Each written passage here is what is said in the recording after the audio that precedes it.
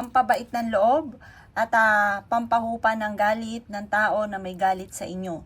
Sasabihin niyo po ito bago kayo magkita or kung ikaw po ay i-interviewin at para bumait sa inyo ang taong ito, sasabihin niyo po ito. Ngayon, kumuha ka po ng panulat or screenshot nyo po itong aking susulat at ito po ay sasabihin po ninyo isang beses lamang.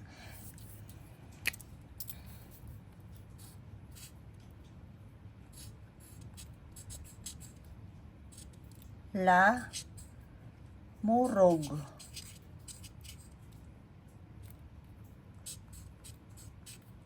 Ata manu. Ma mutar. Omo tomo. Una mata. Kuruman. Eto na katagang ito ay inyong bibigkasin bago ikaw ay i-interviewin para maging mabait sa inyo ang loob ng tao mag-i-interview para pasado ka kaagad. Ito ay sasabihin nyo din kapag makakaharap nyo yung tao na may galit sa inyo. Kopyahin nyo na po ito. Ito po ay very powerful ang salitang ito para humupa ang galit ng tao na may galit sa inyo at maging mabait sa inyo ang tao na makakasalamuhan ninyo.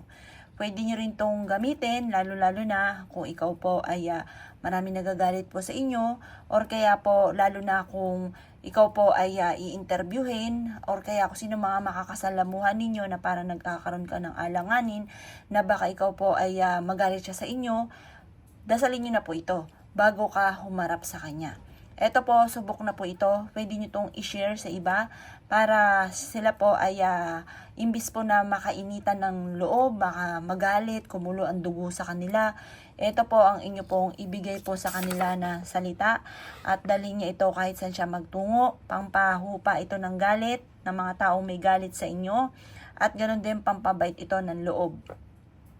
Proven po ito mga bossing. Pwede nyo siyang i-screenshot, pwede nyo siyang ilagay sa bag po ninyo upang sa ganon kapag may makakasalamuha ka na parang alanganin ka at baka magalit siya sa inyo at gusto nyo na bumait siya at humupa ang galit niya sa inyo, ito po ang inyo pong dadasalin. Isang beses lang man po yan na inyong pagdadasal.